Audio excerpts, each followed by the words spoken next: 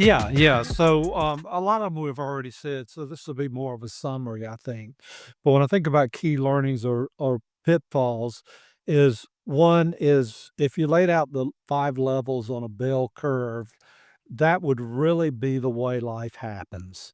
In other Mm. words, when don't get disappointed if everybody doesn't become a disciple maker. Yep. Um, now I don't want to lower the bar by saying this, but the reality is if you look at a at a bell curve, and you look at the median, then you have on the one.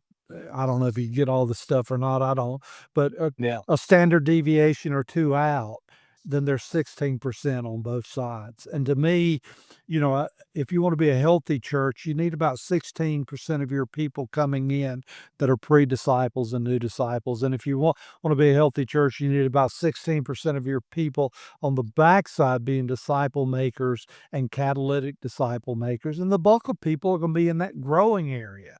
And you're constantly going to be cultivating in that. So, and by the way, a growing disciple can be a great benefit. Like my wife and we have a totally different gift set. Yeah. But I can imagine her one of the things that she's a her if you use the APAS, she's a prophet and she's a what is the other one? She's a uh prophet shepherd, prophet shepherd. And what that looks like in her life is, and I'm an apostolic teacher, okay? Mhm. Apostolic and teacher. So I'm always out starting things and creating systems, right? Yeah. Developing things, and that's been the story of my life. Well, she's always looking into the lives of people in a prophetic kind of way and loving them through intercessory prayer. Mm. And so early on, when we started doing this, it just began to take off like supernaturally, have more impact. I felt like than I'd ever seen in any of my ministries. It was growing like fire. And I remember learning that about her and saying, "Hey, I don't know what you're doing or how you're doing it, but don't you stop." You know. Mm. So Yeah. so we're a team. We're a team. Yeah. So in a disciple making movement, everybody's going to play a different role. Okay. And I think that's huge because one of the pitfalls is you think it's a solo thing. Yeah. It's a me and Jesus thing, and it's not about you walking one pre-disciple all the way to catalytic disciple maker, just like it's not about you having to pour into everybody solely in each one of these areas. Like, it's a team effort. It's a group Yeah. of people. Yeah. So that's one learning. Learning number 2, I won't have to say as much about it because 'cause I've already said a lot about it. But a lot of the work happens at the growing level at the lordship rhythm. That's Mm. really the breakthrough is getting people in the contemporary church, the legacy church, the real key is getting people to move off of casual and consumer Christianity into the lordship of Jesus Christ. There's a lot of work to be done there.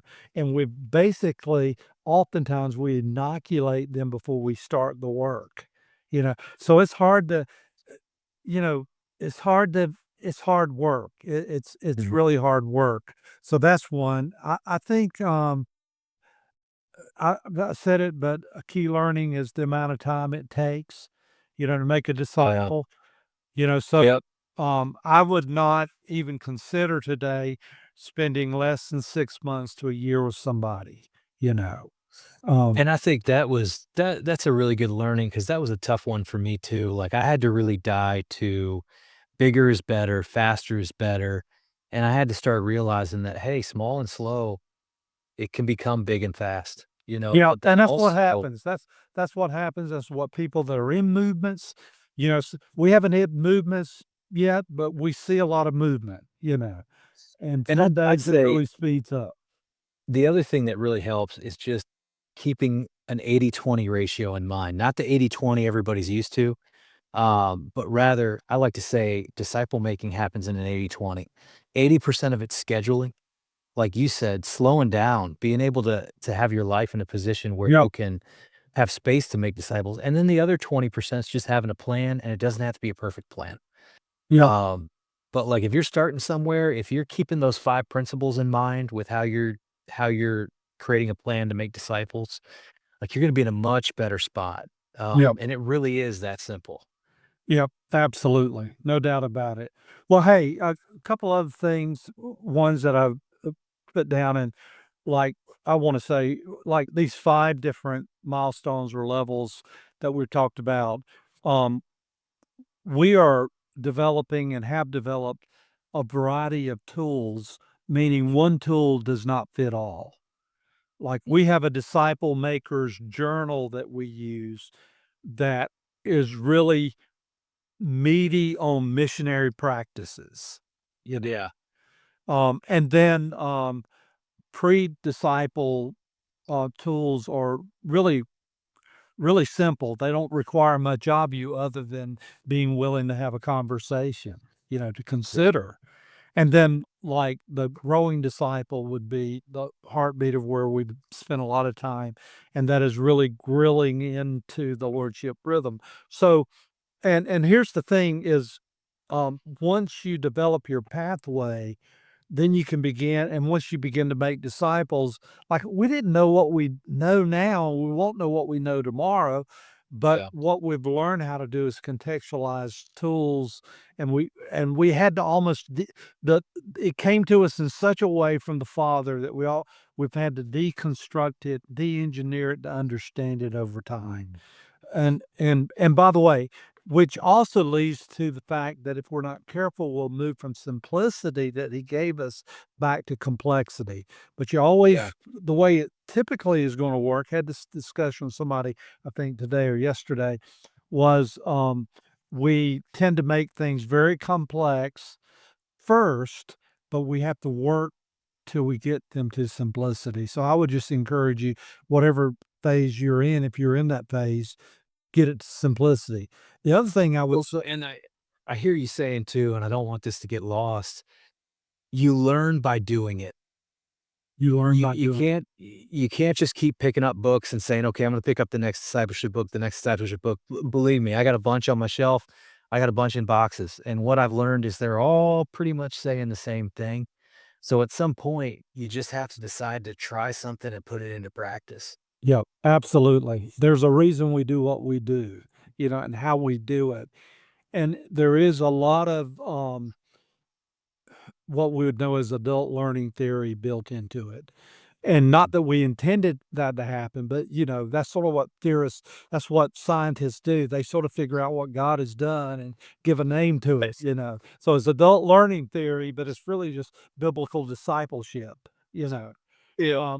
So I think that's important. And then, whatever you do, start with principles. That was the best thing we ever did was we started with set of 5 principles, and I think that is, so key. There's so much here, Yeah. but those would be probably at least some of the, um, high level kinds of learnings that we've seen. Yeah. Yeah. Well, and that's huge, and if you've walked through this point of the training, if you're at this part, we'll have other resources linked for you. We can keep adding to that. That's the beautiful thing about developing trainings online is, you can keep adding to it. So we'll add more resources to it, but this is really just designed to get you started, and it's really in a bigger ecosystem as well of other resources that you can use to help you in each of those areas. And so Dave, thanks for taking the time to just pour into people, to be a part of putting this training together, to help people understand what a disciple making pathway looks like, what principles it's built on, and just for taking the time to really pour out what God's been showing you into that next generation of disciple makers. Yeah, absolutely. Always, always enjoy, Matt, connecting with you and, just talking about, uh, disciple making. It's awesome. Go make disciples.